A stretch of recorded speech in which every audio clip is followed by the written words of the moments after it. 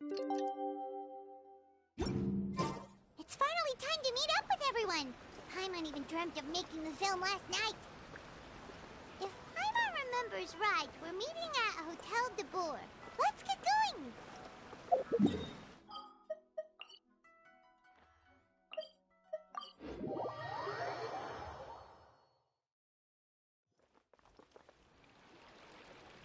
Ayaka! Yoimiya! You're already here! Good morning. Xavier said yesterday afternoon went well. Yeah, and how about you, Ayaka? What were you up to yesterday? After we split up, Ayato went to see Udex Nervillette at the Palais Mermonia. I was originally thinking of going with him, but he said he could manage it himself. He told me to go see the sights around Fontaine and to enjoy the local culture. So I rode the aquabus with Yoimiya and visited the Opera House on Aranias Island. Yeah, you wouldn't believe what we saw there! 2 mechanical puppets that were dancing together! You've already seen them, right?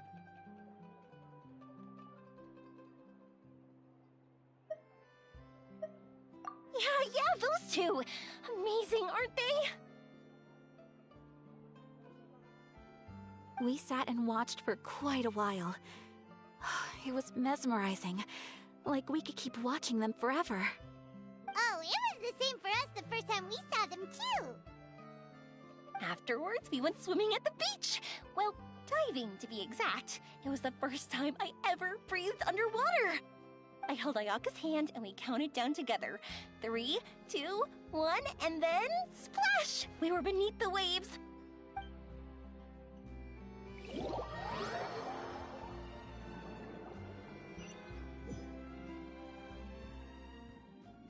At first, I didn't dare to open my mouth. But once I couldn't hold my breath any longer, I decided to take a big breath in. Turns out the water wasn't as salty as I imagined. It didn't really taste like anything at all. Before I knew it, I was breathing like normal down there. It was an amazing feeling. Ayaka said I was too nervous and needed to loosen my grip. She got used to everything way faster than I did. I knew that the Traveler could do it, so I had no doubt we could do it too. That helped me feel at ease as soon as we dove in. The underwater world in Fontaine truly is beautiful. I love seeing the romaritime flowers blossoming underwater, like little candles lighting up the streets at night. Yeah, and there were so many creatures that we've never seen in Inazuma. Like those fish that shimmer like a sword blade. Whoosh! Oh, and those big fish that call when they see people. Ooh. Oh, you mean Hunter's Rays and Blubber Beasts! I just love the name Blubber Beast. Just wait till Pops and the others hear about this. They probably won't believe a word I say.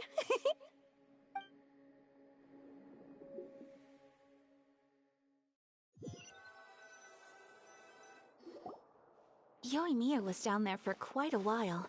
It was dark before we finally rode the aquabus back to the city. I figured she'd want to sleep in today. Yeah, even I was worried that I wouldn't be able to get up. I still felt like I was drifting in the waves when I went to sleep last night. But as soon as I woke up today, I remembered that we'd all be shooting a film together, and I was ready to go. Speaking of the film, where's everybody else? My brother and Xavier were speaking to the restaurant owner about using the place as a filming location. They should be here soon. As for the others, We're here. Please excuse my tardiness. I just finished the Special Patrol's 6-mile morning jog. Wait, 6 miles? I'm so tired. I heard you all chatting, so I decided to come down. I sure could use some of that endless energy everyone else has. Good morning, everyone. Morning. Can someone fetch me a cup of coffee? More milk, hold the sugar. Sure. I'd be happy to do that for you. No, you can't go anywhere. Please, have a seat over here so I can get started on your makeup. The last thing I want is coffee stains on my costumes. I can get the coffee. It's the perfect job for an assistant.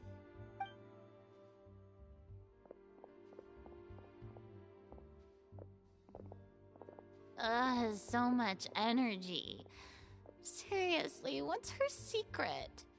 Oh, Yoimiya's always like that. But you sure look exhausted, Farina. It's because you're not used to waking up so early, huh? Of course not.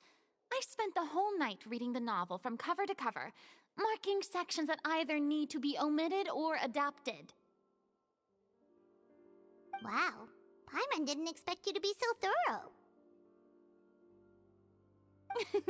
Well, I was the biggest star in all of Fontaine after all. It takes more than just a pretty face to earn a reputation like that. I know how to get serious when the situation calls for it. I went all out when I was acting as an Archon, so why wouldn't I do the same for my own life? Here's your coffee, Director Farina.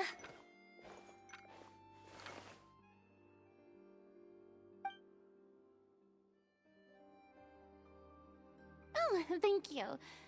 The sound of being called director and the aroma of coffee feels almost as refreshing as hearing the birds chirping in the morning. Oh, it seems everyone has managed to arrive on time. We've reached an agreement with the restaurant owner. We are free to use the second floor to shoot our film. Really? That's great! He is really looking forward to our film, and hopes that providing his restaurant as a filming location will attract more customers. Well then, Mr. Xavier, I'll leave the rest to you. Okay, thanks. First, I'd like to introduce our new members. This is our prop manager, Veronique. She'll be in charge of all the film's props and items. And this is Bonneau, our lighting technician. He'll be in charge of lighting and illumination to set up each scene's atmosphere. Wow, sure feels like we have some real professionals joining the crew now. First of all, please allow me to first express my sincerest gratitude to everyone in the crew. When my investor informed me yesterday that he wouldn't be able to provide the funds, I really thought that this was the nail in the coffin for this film. I had no idea that I'd find so many people willing to help me on such short notice. Thank you. Thank you all from the bottom of my heart. No need to be so cordial, Mr. Xavier. We're all honored to be a part of this. Your works made a profound impression on me when I saw them back in Inazuma. I am sure that someday, this film will be remembered as a prime example of cultural exchange between Fontaine and Inazuma. Yes, the story is the reason I agreed to join. I can't bear to even imagine what this film would look like without the very best director. Anyway, I would like to make a promise to everyone that as the producer of this film, I'll do whatever I can to ensure that everything goes as smoothly as possible. This is not just my film. It also embodies the thoughts and feelings of every person here, as well as the endless effort we are about to pour into it. So, without further ado, the Two Musketeers will officially begin filming now! You may take it from here, Director Farina. All right, listen up, everyone.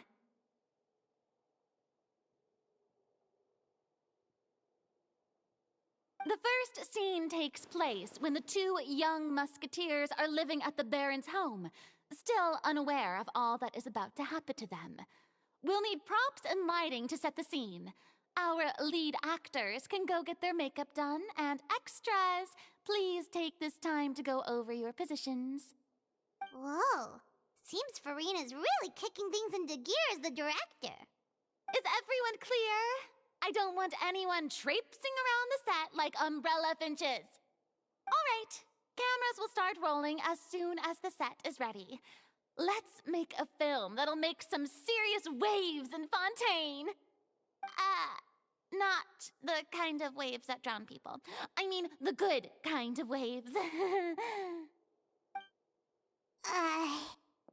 like she's still a bit traumatized by that.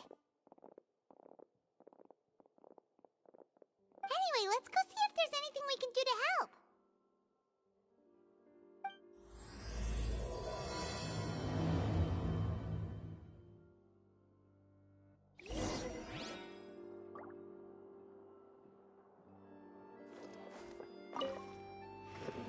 How about here? A little more to the left. You got it. Hey, Yoimiya, do you need a hand? No, I'm fine. You know, doing the lighting is kind of like designing a fireworks show. It's interesting to imagine what kind of atmosphere the lights will create. I heard that the Traveler will be operating the camera and Paimon will be the clapper loader, right? Those roles are just perfect for the two of you. Really? Is that because it'll be easy for Paimon to hold the clapperboard while flying? Well, sure, there's that, but that's not exactly what I meant. I just think that after all your journeys together, you two must have developed a super close bond and just naturally know how to work with each other. If I'm not mistaken, the director will want the cameras rolling as soon as the clapperboard goes clack. Oh, I see. It's amazing to see the magic behind filmmaking.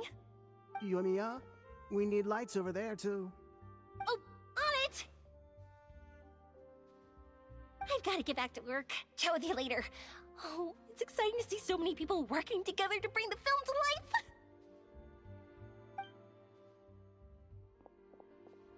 Seems like Yoimiya's really getting into it.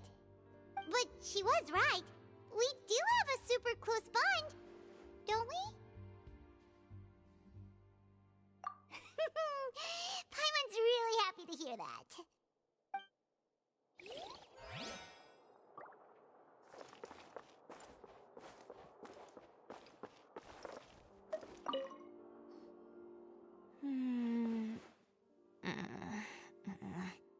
Ayaka has mentioned you to me before. She said that you two were great friends when you were kids. No talking. I'm thinking about how to do your eyeshadow. Ah, yes. To help me really look the part. To achieve a more young and naive look for this scene. Are you saying the wrinkles around my eyes are too deep? You just have too much of a calculating look in your eyes. You sure don't mince your words. It seems you really haven't changed much. Quiet.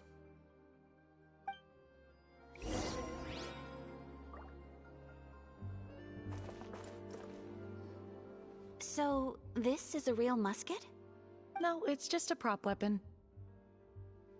Not bad. Have you seen a real musket before? Only in books and newspapers.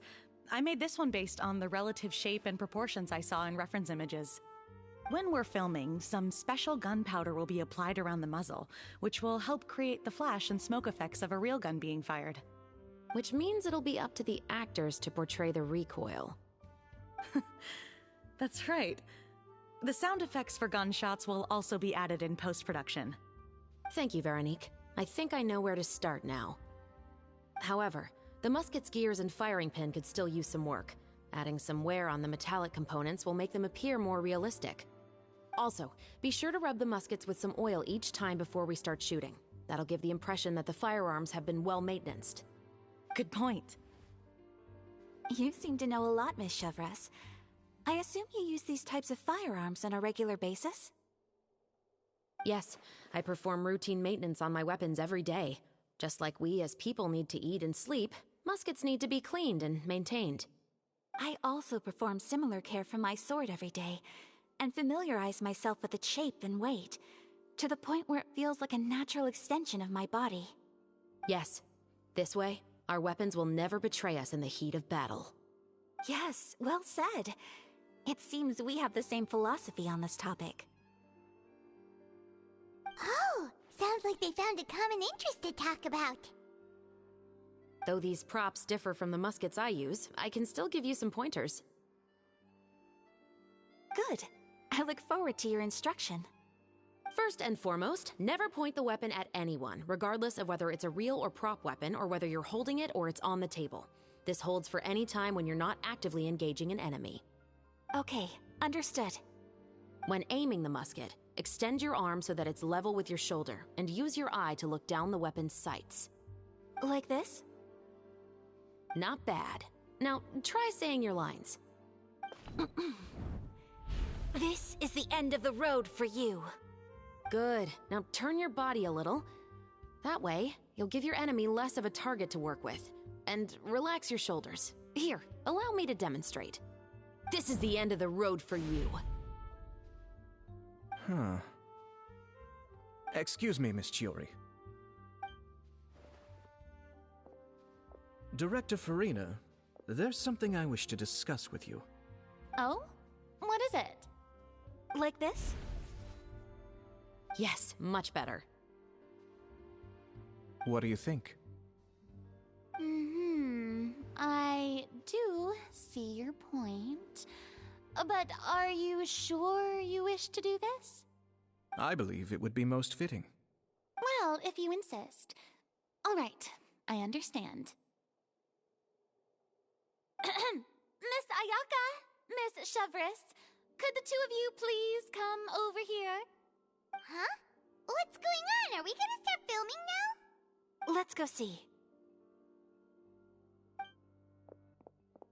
What is it? I have a question for you, Miss Chevres. Would you be willing to play the role of a musketeer? What? To clarify, I would like to turn over my role to Miss Chevres. But, brother... Don't worry, Ayaka. I actually view this as a good thing. I was becoming troubled trying to set aside some time to speak to the staff at the Palais Mermonia. I would like to have some conversations about the cultural exchange between our two countries, and I've heard that the bureaucratic process here can get rather complicated. Now, I will be able to focus on my work. Besides, you also know that I'm not really one for public performances. Are you really sure? From a director's point of view, I also felt like the relationship between the two musketeers in the original story could be improved. The older brother in the story plays the lead role with his overbearing character, but this causes his character to overshadow that of his sister, and the theme of the two supporting and relying on each other isn't conveyed very well. But if we were to change the siblings to two sisters of a similar age, then that aspect of the story might come through more clearly. Also, I've seen you instructing Ayaka. That cold and dignified personality is exactly what we need for the older musketeer. Of course, even with all these insights, the decision should still be made by Miss Chevres. Chevres mentioned that she really likes the story, right? Paimon bets that she'll take the role. All right, I'll take the role. Good. It's decided then. I'll get started on making edits to the script. We'll also need to make some immediate adjustments to the lighting, props, and costumes.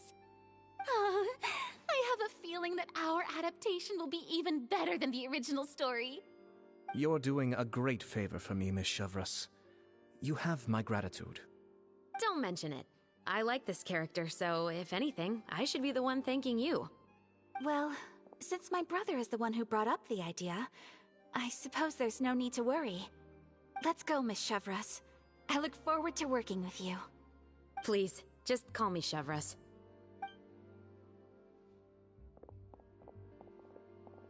Seems like you're really going out of your way to solve the problem I was having with your makeup. Surely you jest, Chiori. I assure you that I was mostly motivated by a desire to spend more time on formal business. Oh, come on. You really think I'd buy that? According to what I've heard from Ayaka, her brother is someone who can juggle 10 different matters at the same time. I'm sure you have other reasons for backing out. Perhaps. Ayaka always said she wanted to go out and see more of the world, just like the Traveler. But I feel that she needs not only to see other nations, but also to make some different kinds of friends. I think it would be harder for her to make new connections with me constantly by her side. I would like to give her some space. All right, go on. Spoil her some more. Ayato! It's too bad you're stepping down from the role. Paimon really wanted to see you act as a musketeer. No need to poke fun at me. I'd wager that you also felt that I wasn't the best candidate for the role. It's a little hard for Paimon to imagine you saying those lines. Yes, I've made an appointment to meet some people from the Palais Mermonia. Now, I will have some more time to prepare. Traveler, get the camera ready. Paimon, get the clapperboard. Actors, to your positions. We're about to start shooting the first scene. Go on now. And please take good care of Ayaka. Yep, don't worry. Thank you. I look forward to seeing the film when it's finished. All right. Now that we're all here, let me help set the scene for everyone. The first scene takes place when our two main characters are still living at the Baron's estate. They've been ostracized and verbally abused by others in the household, but they still have no idea why. We want to capture how naive and innocent they are, despite their pain. Chevres will be playing the role of the older sister, Tulip, and Ayaka will be the younger sister, Iris. Be sure to get close-ups of the main characters at the right moment. Silence on the set! Lights, camera, action! Let's go! Tulip, Mother's been out for quite a while now. Perhaps she went to pick some flowers on the way home. You know how she loves flowers. Iris, Tulip! I'm home!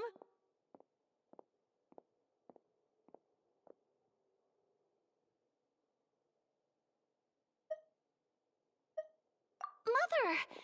You were out for so long, we were beginning to worry about you. I'm sorry, but I'm back now, safe and sound. Here, I brought your favorite treat, apple turnovers. Mother, what are those bruises on your hand?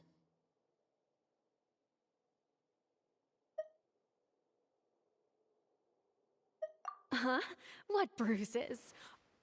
Oh, I must have bumped into something while I was working yesterday. But I didn't notice them this morning. Then perhaps they're from when I accidentally tripped when I was out just now. By the way, did you have fun playing at home?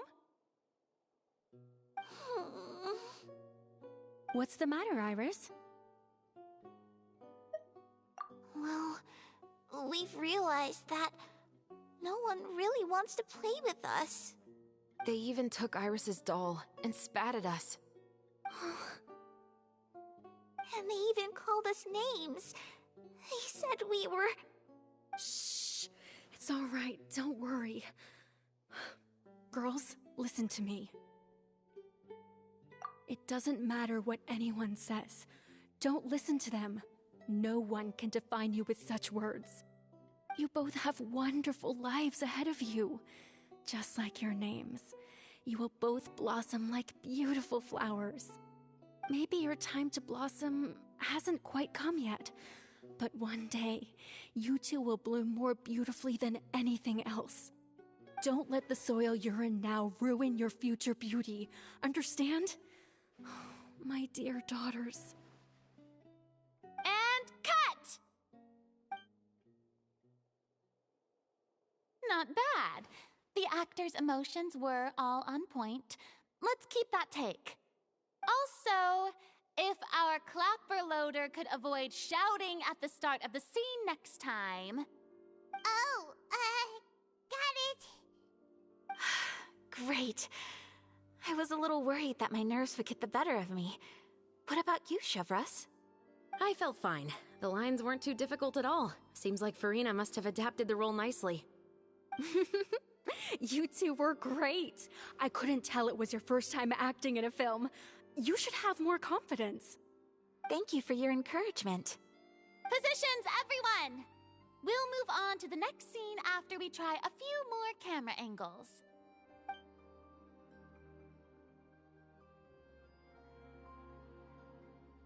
This scene scene is when our two characters return home, only to discover their mother has been murdered. Ready? Lights! Camera! Action! Mother, we're back! Mother?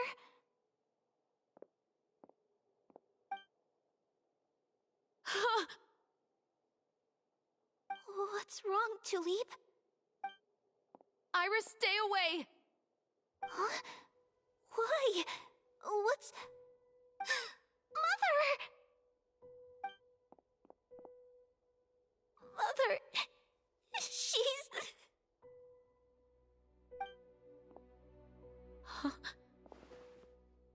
There's poison in this cup. Huh? I could have sworn I've seen this kind of cup before. Those aristocrats. They didn't even try to cover up their actions.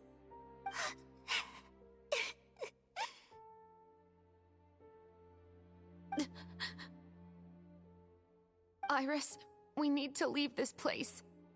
Leave? But now that Mother is gone, where can we even go? Anywhere. All I know is that we can't stay in this house. But are we just going to let them get away with this? We'll have our revenge, I promise you. Just not right now.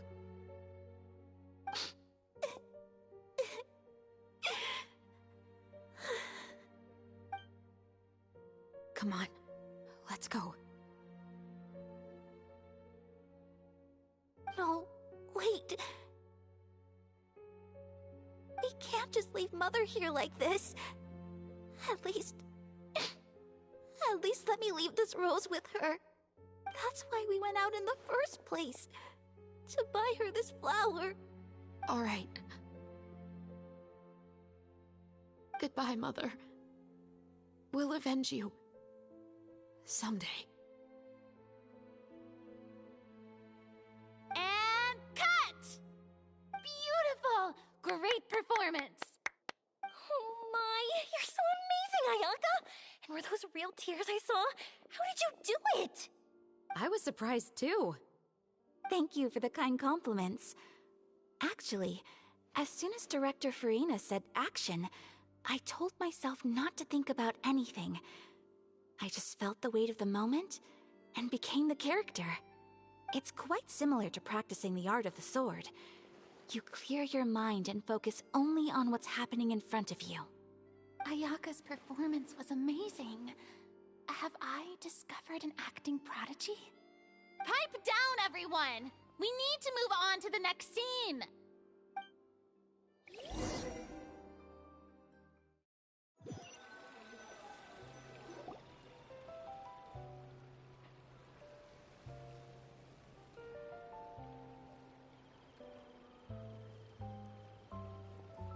Huh?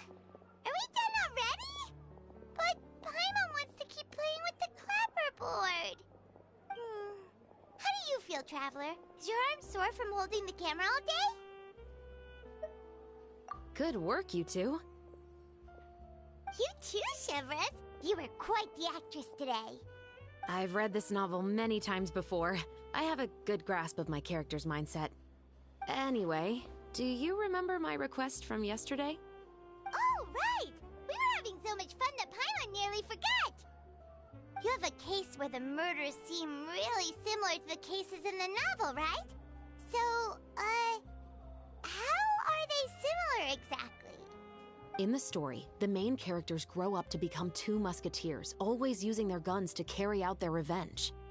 And on each of the victims, they place a rainbow rose as a signal that they've returned.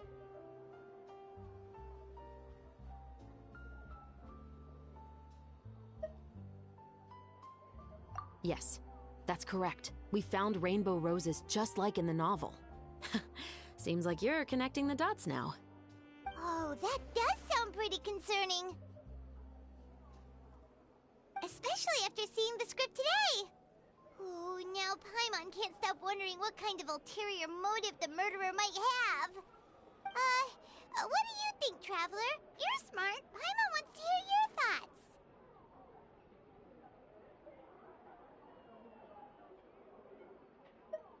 Good. On behalf of Fontaine's Special Security and Surveillance Patrol, thank you for your dedication to justice. There's no time to lose. We should start investigating right away. Follow me. Huh? Right now? But we just got done filming all day. Paimon's so tired. The most valuable intel always comes after nightfall. They are like small, remote islands in the middle of the sea. If you don't stay vigilant, you will pass right by them in the fog. That's how one of my favorite books always puts it, at least. So, where are we going right now? Let's start by checking out some workshops that sell mechanical components. If the culprit is making their own weapons, it's very likely that they'll visit those sort of places.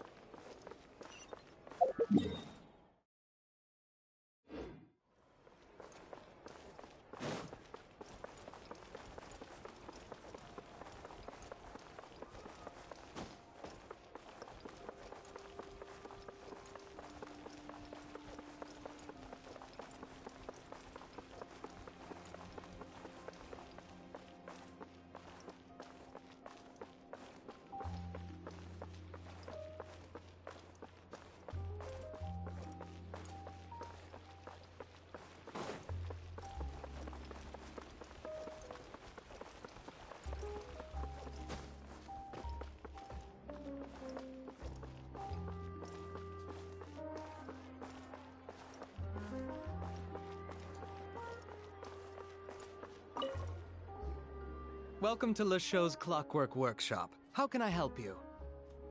Hello. I'd like to know if anyone has purchased some special components lately.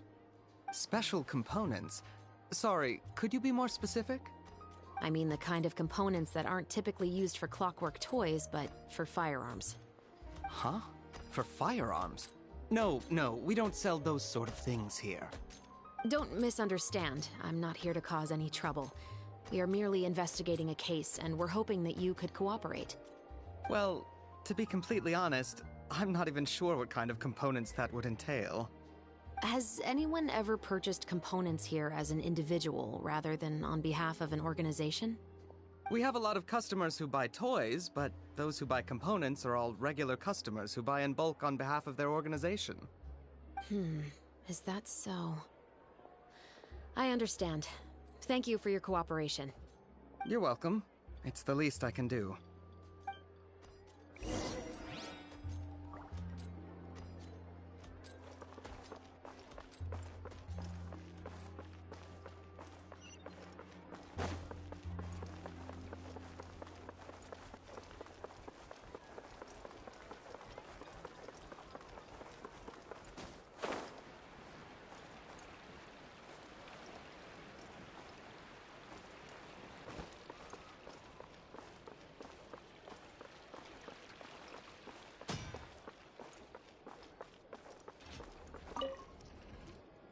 Oh, hey, Chevres.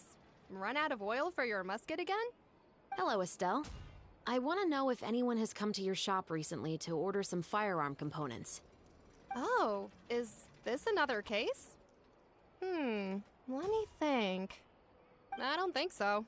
Some people have requested that I make some prop guns for the Fontanalia Film Festival, but I refused all of those requests. Oh? Why's that? Because there's no profit! I only make things here that can do some real heavy lifting. I don't have the energy to make some new molds just for the festival. Then has anybody come specifically looking for mechanical components? Well, I usually sell off my scrap to the Fleuve Cendre. I don't typically give them to one specific person. I understand. Thanks for your cooperation. Don't mention it. Always happy to have the Musketeers' patronage. Seems like we haven't found any leads to go off yet. Yeah, unfortunately. All right, let's head to Fleuve Cendre next. Huh? Are you sure? People might not be so thrilled to see the captain of the special patrol there. You think so, huh? Then I guess you don't know. Huh? Know what? that I grew up in Fleuve Cendre.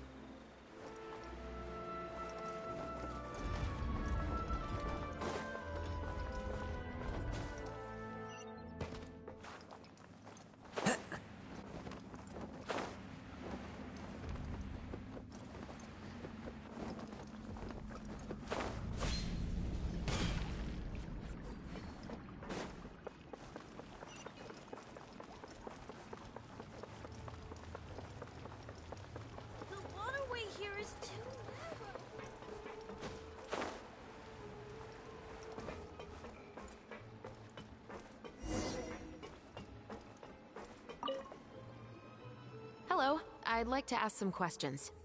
I don't know anything. Don't worry, I'm not here to arrest anybody. You say that now. It's the truth. Here, take this as my guarantee. Wait, did Paimon just see what she thinks she saw? Is the captain of the special patrol bribing a citizen? Seems you're different from the other guards. What do you want to know? Have you heard anything related to muskets in Fleuve Cendre lately? Anything at all? Muskets, huh? All I know is that about 2 weeks ago, we started hearing some loud noises at night. So loud that it's been waking me up. Were they gunshots? Possibly. It's hard to tell around here. Someone's house collapsing, a pipe exploding somewhere, it's all the same. But the noises I'm talking about definitely happened after I fell asleep. Do you know where the noises were coming from? I don't remember clearly. Is it that you don't remember, or that you need to think about it some more? You tell me. Then please, think about it some more. She's giving her even more Mora!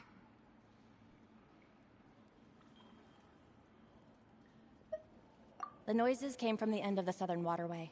I came out and had a look for myself when I wasn't sleeping well, but I didn't dare get too close. That's all I know. All right, I'll take your word for it. Thanks for the pâte de fruits.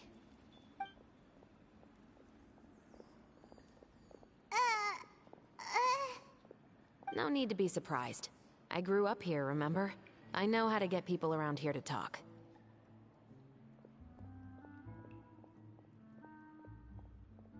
Seems you catch on pretty quick. Now then, let's keep going.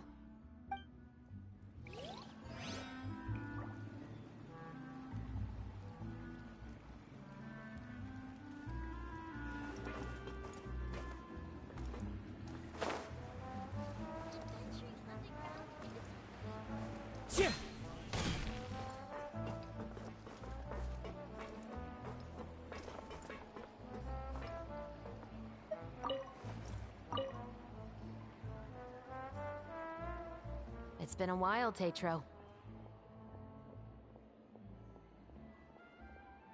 Please, just get on with your request. I want to know if you've heard anybody talking about muskets lately. Information isn't free, you know.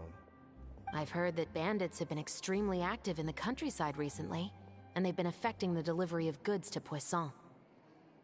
I can allocate some more manpower to help out with that problem. What do you say? You're still as helpful as ever. One of our men got drunk at dinner about a month ago and lost his gun. 3 days later, it turned up in the corner here. What's weird about that? He just forgot where he put it, right? This is Fleuve Cendre, my friend. Anything of value left in the tavern won't ever make it to the next day. But that gun turned out to be an exception. It didn't get any new wear and tear on it, and didn't even appear to have been fired. We were quite mystified as to what could have happened. I suspect it came back because the weapon was already known to the guards. You mean, a criminal was afraid the Marechaussee Phantom would use the shot marks to track them down? Maybe. But if that's the case, the culprit really took great care to avoid getting caught. I didn't say anything about a criminal. In Fleuve Sandra, knowing who was killed is as easy as knowing what clothes you're wearing today. It's the guy living in the East Side, isn't it? I've never liked him. Every time he's here, he just orders a drink and sits there with a nasty look in his eyes. So, who was the one who lost the gun in the first place? Don't bother. Even if you ask, he wouldn't admit to owning a gun to some strangers. Not to mention the captain of the Special Security and Surveillance Patrol. He's right. I know you grew up here, Shovras. Even though you're on good terms with the Spina, you've still been gone too long. Not many people know you here now, and a lot of people don't like the Special Patrol. I know. So take my advice and don't show your face too much around here. It's for your own safety. I'll come and go as I please, and I'm afraid I'll be appearing more often due to my work. All right. Don't say I didn't warn you.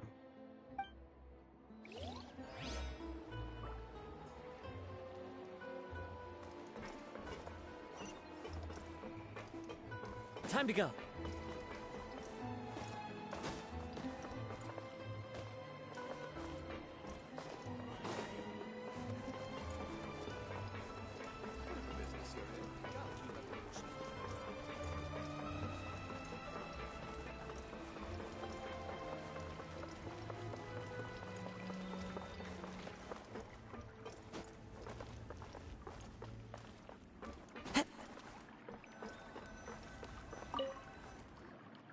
What's all this? Some broken planks and barrels, as well as some liquor bottles? Yes, but have a closer look, Paimon.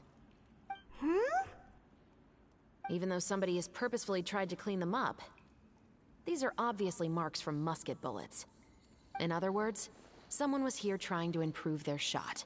They were using the barrels and bottles for target practice. Could it have been the killer? Your guess is as good as mine.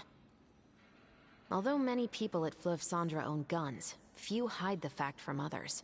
And even fewer would go to such lengths to hide markings from practice shots. Anyway, let's go. There might be more to this.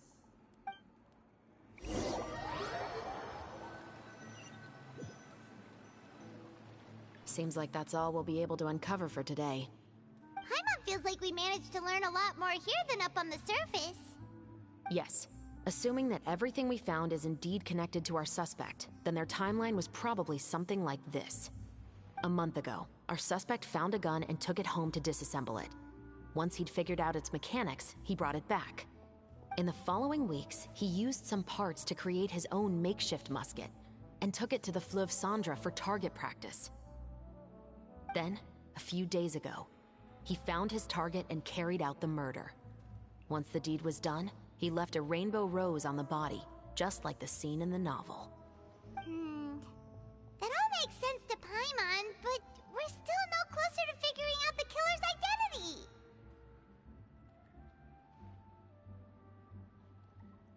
The deceased was a resident of Fleuve Sandra. It's said that he was a poor, solitary man.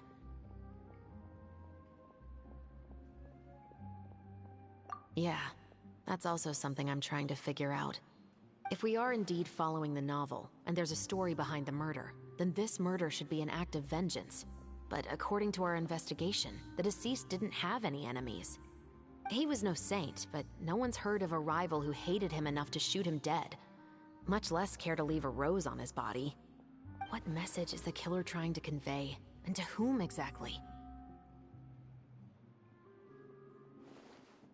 We've thoroughly investigated that possibility. He claims to have spent the whole day at the Opera House on the day of the murder, and the staff there have confirmed his account. Okay, so he has an alibi. Not only that, he lacks a credible motive as well. He has a family of his own, and both of his parents are still alive. I've looked into his records. He was adopted at the age of 6, and all the proper procedures were followed. There are also records of him at an orphanage before then. In the story, the mother of the 2 musketeers was murdered after the children turned 10. Of course, he could have changed the children's ages, but I don't want to assume anything without evidence. More importantly, I've also had a chat with him in person. He didn't seem like the kind of person who would pull the trigger to kill a man. Then, what should we do now? We have all this new information, but it doesn't help us move forward. Investigations take time. I didn't expect us to catch the culprit in just a single day. How about this? Let's spend the next few days filming with the crew. We can continue the investigation once we're done with the film.